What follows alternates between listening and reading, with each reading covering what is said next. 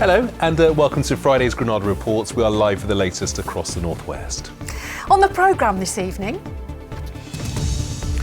Rest in peace. A jury hears that Brianna Ghey's alleged murderer tried to cover up her tracks by posting a social media tribute after her death. We're live with the latest from courts. The bin strikes, which have seen rubbish piling high in Warrington, will continue after the council lost its court bid to get refuse workers back to work. A trip down memory lake, taking a look back into Windermere's boating history thanks to a treasure trove of cinefilm. I'll be at a house in Cheshire who have gone all out for the 1st of December. They turned their house into a winter wonderland, and they've even invited the big man and his elf helper too. What have you got to say, Santa? Ho, ho, ho. Join us at the end of the programme. And it definitely felt Christmassy across the region today. Plenty of blue sky, but bitterly cold as we've said goodbye to autumn now and we head further into the meteorological winter. What is it looking like for the weekend? All the detail a little later on.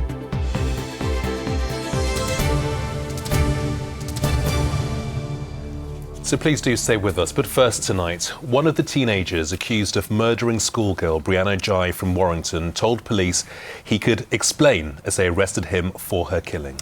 A court in Manchester saw video today of the two defendants being taken into custody. Neither can be identified because of their ages. They're known only as Girl X and Boy Y. Well, jurors also saw a tribute Girl X posted online to Brianna, saying it was sickening what had been done to her. Brianna, who was 16, was stabbed to death in a park in February. Our correspondent Rob Smith's at court in Manchester now. Rob, what did the jury see? They saw that tribute paid to Brianna Ghey by two of the people accused of her murder and paid to her on the day after she was killed. Girl X posted a photo of Brianna with a caption at the top reading, "Rest in peace." It had a dove emoji, and jurors were then read the accompanying text where we've blurred a swear word out. It reads, "Brianna was one of the best people I have ever met and such an amazing friend. It's so sickening what got done to her." Brianna, who was 16, was stabbed to death in Culcheth Linear Park near Warrington back in February, and the court was told that little more than an hour after that tribute was posted, Girl X and the other defendant in this case, Boy Y, were both arrested at their respective homes. Footage from police body cams was played on the courtroom screens, and in that, Boy Y was seen kneeling on the landing outside his bedroom, handcuffed. An officer explained to him why he was being arrested, and then he said, "I can explain." The prosecution told the jury that at the same time that was happening, officers were arresting Girl X at her home, and in another video taken there, she was seen handcuffed, and then she asked, "How come I'm a suspect? Is it because I was the last person to see her alive?" The trial's already heard X and Y had a, quote, preoccupation with torture and with killing. They were said to have a list of people they wanted dead, said to have planned Brianna's murder. Both deny that charge. Both say they didn't kill Brianna. Each blames the other for what happened. Also today, the court was taken through messages the defendants sent in the hours after the killing. They're said to have discussed news coverage of what had gone on, whether they'd be caught, and telling people Brianna had ditched them for someone else. There was also a phone call that was played out, a phone call made by Girl X's mum to police. In that it was said X had been with Brianna in the park, but then Girl X came on the line speaking to the operator, and she said Brianna had gone off with a boy, 17 and from Manchester, and that was the last time she saw her. This trial resumes next week. Robert's Manchester Crown Court. For now, thank you. Next, in the last few hours, it's been confirmed that Warrington Council has lost a legal challenge which it had hoped would bring an end to a long-running bin strike. The council took Unite the Union to the High Court on Tuesday. Our political correspondent Andrew Misra was in court that day listening to the arguments and joins us now to tell us more about the verdict and what it means for Warrington's residents. Andrew, the council was confident that they had a good case. They were, Gamal. They thought they had a strong chance of getting an injunction and forcing their own staff to come back to work. But the High Court disagreed with that and ruled that the union hasn't breached the law with this strike that's been going on now for more than 2 months. And Unite has said today that it'll extend it until at least Christmas Eve and potentially longer if this isn't resolved before then. There's about 70 workers who are involved, and they say that the national pay offer they were given back in November of just under £2,000 is nowhere near good enough. And they are quite frankly furious at the way that the council has tried to resolve this. I think it's utterly disgraceful that any employer would wish to undermine and disrespect its own workforce in such a manner. But then when we consider that this is the public sector and are using taxpayers' money to do this, and then we consider even further that this is a Labour-led council, using Tory anti-trade union legislation to disrespect its own workforce and try and compel them to go back to work. It's mind-blowing, it really is. I'm absolutely disgusted in the behaviour of Warrington Council. Well, the council has unsurprisingly said that it's disappointed with the outcome and that it is considering appealing against the decision. Meanwhile, the rubbish continues to pile up in Warrington tonight, and while it does, I think the pressure will continue to pile on from the public for there to be a resolution to all this. No doubt about it. Andrew Misra at Westminster, thank you. And just a warning now that the following story contains some flash photography at the beginning. It's about Greater Manchester Police, and after years of criticism and failures, our region's biggest police force has finally, it seemed, significantly improved its performance. A new report says GMP is getting better, but it still needs to do more when it comes to managing some offenders. This is the first report since GMP came out of special measures last year. Tim Scott has more. Arrests up, charges and summons up, waiting times for 999 calls down, and improvement in nearly all areas. Today's report from His Majesty's Inspectorate points to real change in Greater Manchester Police's performance. As little as 2 years ago, we were in special measures. We were rated as inadequate or in requirement of improvement across every measure, with a single exception today. We are out of special measures and we are rated adequate or good across all measures, and that is an unparalleled improvement. They have got a really good senior leadership team. They have worked really hard to ensure that the entire force understands what needs to improve and what they need to do, and everybody is clearly playing their part. The Greater Manchester Mayor hailed the force's revamp of neighbourhood policing. We've seen a big reduction in household burglary, and it's happened in all 10 of our boroughs, and an increase in the detection rate as well. So that is tangible proof of the progress that Greater Manchester Police is making on the things that matter most to the public. Today's report by His Majesty's Inspectorate makes good reading for Greater Manchester Police. The force is undoubtedly moving in the right direction. What a difference then from just a few years ago, when GMP's failings led to the removal of its chief constable. But the one area that needs improvement is the force's management of offenders, and those who work with victims of sexual abuse say abuse survivors deserve better. So there was a significant backlog in terms of assessments and visits to those sorts of perpetrators. And when you consider that survivors of those crimes don't get to find out where their perpetrators are when they're back in the community, hearing they're not being managed properly is going to be pretty terrifying for them. Still room for improvement then, but overall a significant change for the better at GMP, according to today's report. Tim Scott, ITV News. Some more news now for you, and members of the Train Drivers Union, ASLEV, have voted to continue strike action for the next 6 months in their ongoing disputes over pay. They'll stage their next walkout on Sunday. That will affect Avanti services on the West Coast Main Line. The union's members working for Northern and TransPennine Express will strike next Friday. In addition, an overtime ban will be in place until the 9th of December, meaning trains on those services will start later and end earlier on each day.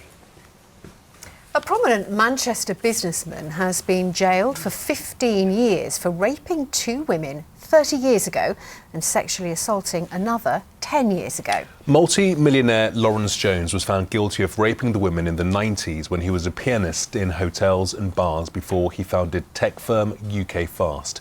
The judge told him he showed a total lack of regard for the women's rights and freedoms. The 55-year-old dad of 4 will have to sign the sex offenders register for life.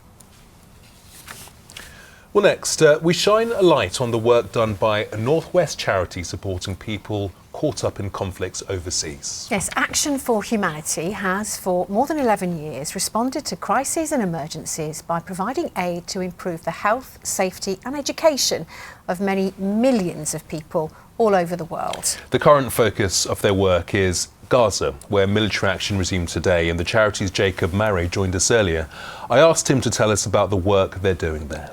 Action for Humanity has been around for about 12 years now. We started in response to the war in Syria. In recent years, since about 2021, we've been operating in Gaza. And with that, since the start of October, we've been responding to the Gaza crisis. Since 2021, we've supported about 110,000 people, but unfortunately, about 60,000 of those have been in the last 7.5 weeks. I think it's nearly 8 weeks now. We've mostly focused on humanitarian response, immediate needs, food, shelter, water, and breast milk as well, mother's milk. How would you describe the condition on the ground for your colleagues? Like, what are they seeing from day to day? I mean, it's entirely impossible for me and you to understand what they're going through. You're just surrounded constantly by bombardment, trauma, injury, and for our colleagues on the ground, it's themselves who are in that same situation. They don't get to leave this trauma at the end of the day in the way that you and I do. You know, we can turn off our screens, we can stop paying attention. They don't have that opportunity. And after they've supported the thousands of people, the millions of people that need help right now in Gaza, they've then got to worry about themselves and their families. Must be tough for you on a personal level, seeing your colleagues go through all of this alongside those people who are currently suffering right now in Gaza. Yeah, I mean, we're doing our best on this end to make sure that we can support them on that end. If it's ever tough for us, and it is to look at the news, to pay attention to this, it is difficult. But it's the least that we can do to support the people who are really suffering right now, who are actually going through this pain. Our regions played a role in attempting to relieve, in some way, some of the suffering of those people who were currently on the ground. Just tell us a little bit about the work of the community in Manchester, for example, where you're based. Our organisation is based out of Manchester. We've been here, like I said, for 12 years now. And the response every single time is phenomenal. We've operated in Syria, Yemen, Afghanistan, a number of other countries, and wherever you operate, there's different challenges, there's unique sets of factors that go into it. The one constant has always been the support of the people of Manchester. And what more can our viewers do to help support an organisation like Action for Humanity? Manchester's been phenomenal. The UK needs to continue the energy that it has. They need to continue to call for a ceasefire. They need to continue to donate and provide space for the voices that are coming out of Gaza. We can't lose sight of the end goal. We need to keep the energy, and we need to keep going. Jake, thank you very much for your time. Thank you very much. Thank you. Yeah, some very important work being done out there. He's absolutely right, isn't it, that we have no idea what they're going through, but it's magnificent to hear that the people of Manchester are keeping them going. Absolutely. Still to come on the programme. We're live in the Cheshire village where a stunning light display is already bringing Christmas cheer. And there wasn't any snow for Charlotte Ellison first thing this morning in Sale in Manchester, but definitely a fantastic frost flake on the window, and definitely more of that to come. All the detail a little later on. Well, next, and we're going to take you on a trip down memory lane with a look back into Windermere's boating history. Yes, old film, shot in the 1970s and 80s, gives a behind-the-scenes look at the life of boatmen and some of the drama around England's longest lake at the time. Fiona Marley-Patterson has been delving into the archives which have been digitised for the very first time. Sailing for hundreds of years, They've been here so long, like the buildings around. These boats are the architecture of the lake, part of Windermere's history. History that's documented in this previously unseen footage. It was my father shot them years and years ago. He always had a cine camera from when I was born. He always used to do birthdays, Christmas and holidays. It was just a massive hobby for him, and it took hours and hours of his time up. The picture of my dad, every time you saw him with a cine camera to his face, that was all you saw. How important is it that Windermere's history is documented by your father? You know, there's not many people who've done it over the years, not to the scale that my father did. And I'm glad that everybody's going to see what he's done and what the lake used to be like. In the 70s and 80s, several smaller modern boats arrived on Windermere. They're still here today, as is the endless winter repairing. So yesterday we put the sister ship of this boat on the slipway, and we did it the same way it's been done, since that boat was launched in 1936. And now you're working on a piece of Windermere's history, just as those films show. That must give you a tingle in your spine. Yes, I do. And I'm quite conscious that a lot of history is being potentially lost and forgotten. So recording it, saving it is important for the next generation. And how did you feel when you first saw those films? I was very excited when I first got them, particularly so because you don't know what's on them. My favourite one is one of Lady Home. It was one of the boats that's kind of forgotten because it left the lake over 30 years ago now, but it was like a prototype water bus, and it was the forebear of the Miss Cumbrias and Miss Lakelands that we have now, and it was the pride of the fleet compared to some of the other boats. But then by the time it left, it was like the smallest boat we had. These boats were sat on, like the railway boats were well documented, they were in magazines, and obviously the railway company promoted them, but the smaller launches got missed because of the bigger boats alongside, and they're of particular interest to me because without the launches and the water buses, we may not have these bigger boats now. Darker days also feature. Here a fire engulfs a boathouse in Ambleside in the 70s, until there's nothing left. But the landscape continues to change, with new building. Here a new pier in Bowness. Windermere's changes documented in old film. Fiona Marley-Patterson, ITV News, Lakeside. You know you're old, don't you, when it's called vintage, when it's been shot in the 80s. You could have seen me in my 20s on that. What do you mean 80s? Now, there's more on today's top stories on the ITV National News. Here's Garrett Vincent with the details. Coming up, fighting resumes in Gaza as the fragile Israel-Hamas truce comes to an end. Within minutes of the temporary ceasefire ending, Israel resumed its airstrikes. We'll have the latest developments. The King at COP, a stark warning from Charles that the dangers of climate change are no longer a distant risk. And why singing rhymes like Humpty Dumpty could be good for developing little brains. Join me for those stories and more at 6:30. On to sport, and Everton are appealing against their points deduction. Hi, Chris. Yeah, we were expecting this one after the club said they were shocked and disappointed by the severity of their punishments for breaking financial rules. Today, Everton have lodged their appeal against their 10-point penalty. The biggest punishment in Premier League history. Didn't go down well with the club or with the fans who held protests at last week's match. The appeal will be heard and concluded before the end of the season. We were stunned. I think football was stunned by the outcome of the 10 points. So who knows what comes next, not just for ourselves, for many others, I would imagine. Because the way it's sounding from the noise out there is that it's not just about us. There'll be others looked at possibly over time. The biggest thing for me, it doesn't change the facts of the matter. When I got here, we had to win more games. And now, obviously, that's just been enhanced currently because of the 10 points that's disappeared. Now, perhaps to boost morale ahead of a big game against Newcastle this weekend, Manchester United boss Erik ten Hag has leapt to the defence of his goalkeeper, claiming he's the second best in the Premier League. Andre Onana has come under fire since making his £47 million move from Inter Milan to Old Trafford in the summer, and his mistakes in this week's draw with Galatasaray have left United on the brink of a Champions League exit. If you analyse it well, then you see he's the second best goalkeeper in the Premier League, based on stats. So his expected preventing goals is the second best in the period all over. If you see first 5 months, he's doing particularly well. Now to yet another incredible fundraising effort from former Rugby League star Kevin Sinfield, again in honour of his old teammate Rob Burrow. Sinfield from Oldham has begun his challenge to run 7 ultra marathons in 7 days. That's 40 miles a day to support people with motor neurone disease. Rob was diagnosed with MND 4 years ago. Since then, Kevin has raised £8 million. The MND community, which is a beautiful community that's been ravaged for decades, and finally getting some support that they need, and that's come from everybody who's supported in some small way, everybody who's now aware of what this disease does, and it makes such a difference to the community, and they feel loved again. 40 miles a day, absolutely incredible. Now, today marks the start of a major Taekwondo championship in Manchester.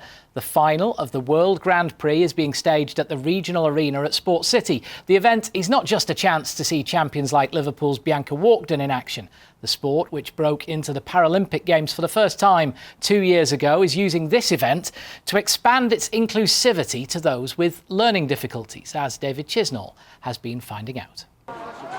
The World Grand Prix final is one of Taekwondo's biggest events, not only for prestige, but also points for Olympic and Paralympic qualification. 128 athletes from across the globe have descended on Manchester, and for the Great Britain team, it's a chance to compete in the city where they train. In a GP final at home, with the home crowd, that bit of atmosphere, that bit of support, knowing it's all for us, friends and family get to come out.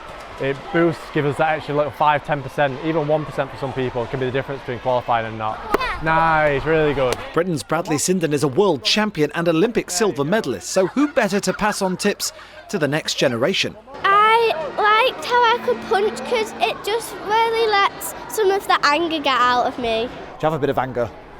Yeah, I like practicing the kicks. I do like to do wrestling at home and stuff. Do you have brothers and sisters? Yes. Do you wrestle with them? Yes, sometimes. You're not going to kick them now, are you? No. Don't do that. As well as inspiring, British Taekwondo want to show this event and this sport is inclusive. So this is for the artwork. They've been working with the charity Community Integrated Care. Warrington's Oliver Thomason is one of their support squad. He's volunteering at the Grand Prix. We are champions! So my role here is to get people involved and to make sure we get more inclusive people to do Taekwondo, to dance. It could be anything. What we've done is provide expert training to the British Taekwondo to how we can make these events, sporting events, more accessible, more inclusive, more inviting, giving people with learning disabilities a chance to enjoy the sport and also show the world that people with learning disabilities have so much to give. From wheelchair access and charging points to sensory items, organisers say this event is open to all. It's a really positive sign to see that Taekwondo are really leading the way with a major event in Manchester and making it as accessible for everybody. I don't think that I've been to a more inclusive event, to be honest, with my pupils. It's been absolutely amazing. The way it's been run has been fantastic.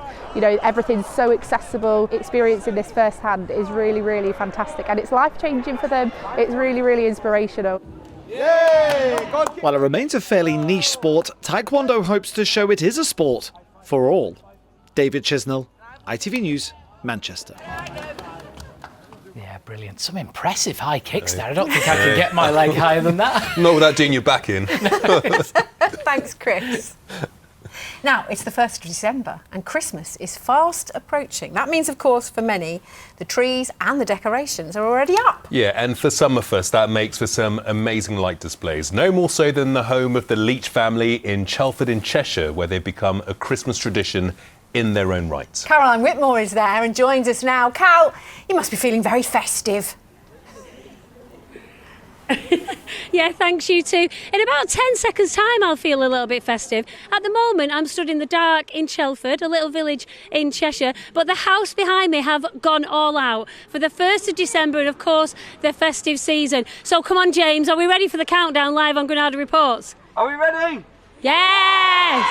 5, 4, 3, 2, 1.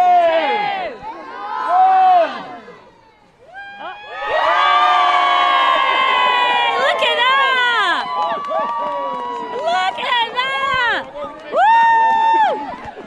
Oh my goodness Goodness me, look at this. You have just turned on Christmas for everyone across the Northwest. James, you must love Christmas. Oh, we do love Christmas here in Shelford.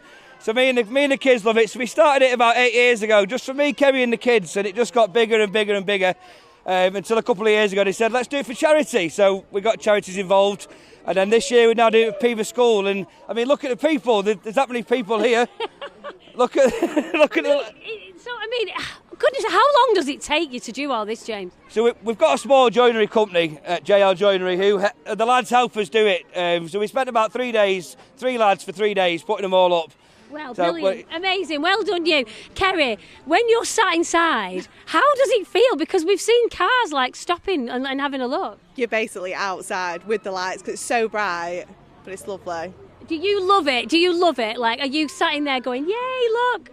I love it until bedtime, and I'm like, please turn them off because I can't sleep because it's so bright. But you can see, look at the community, you're getting everybody together, aren't you? Yeah, it's amazing to have everyone round, it's lovely. Really good. And lads, what do you think of it? Joshua, Jacob, what do you two think? It's really good and I really enjoy it when they come on. And you live here, what do you think? Yeah, it is really cool having people come round to go and watch and turn on. It is amazing, yeah. Brilliant. Well, we're going to come over here because you're raising money for the school. Mrs Monroe, you're the head teacher. Always call the teacher by their Mrs Monroe name. What do you think? What will the funds be used for? Amazing. And the funds are going to be used for our playground outdoor area. We love the great outdoors at Peever, and we're going to make it exciting for all of our amazing children. Oh, brilliant. And what do you all think, kids? It looks great, doesn't it? Yeah! And there's a man behind you here. Santa, nobody asked you this question. What do you want for Christmas? More reindeers, because mine are knackered. Oh, well, there you go. Now, listen, it's -2 here in Shelford, but Kerry is going to give you more from the weather now. Why do I need a shower? I've been out in the rain. The faster you go, the sooner you'll be out. You'll save water too. United Utilities sponsors ITV Granada weather. Hello, a very good evening to you. A very cold weekend ahead of us, and it was very chilly first thing this morning. A beautiful frosty start for many on your morning walks. This one was by Sarah in Upton. This gorgeous one by the canal at Audenshaw. A big thank you to Paul.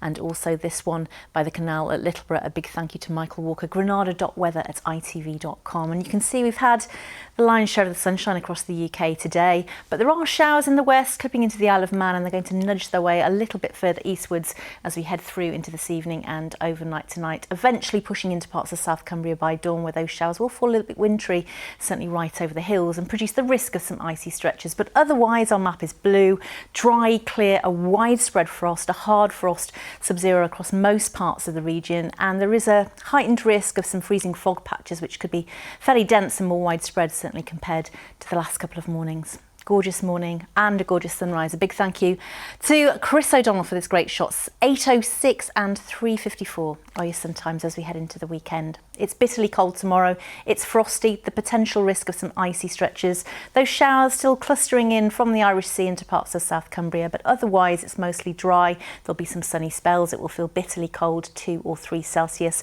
And where we get the freezing fog patches, slow to lift and clear, probably not in some places until the afternoon. And then as we head into tomorrow evening, we could see those showers transferring probably into the Peak District, maybe even giving a light covering of snow in places by the time we reach Sunday. Sunday, we're still in that cold air. It's mostly cloudy, mostly dry, and then perhaps some showery outbreaks into the start of the week, but remaining cold. United Utilities sponsors ITV Granada weather. Kerry, thank you. Well, those pictures were so good. We want to show it to you again. I'm inspired.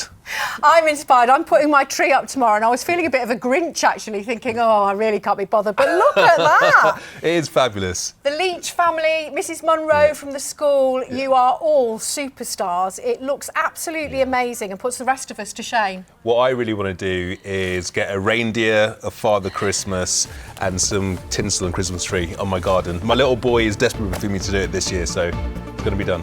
There you go. See you later.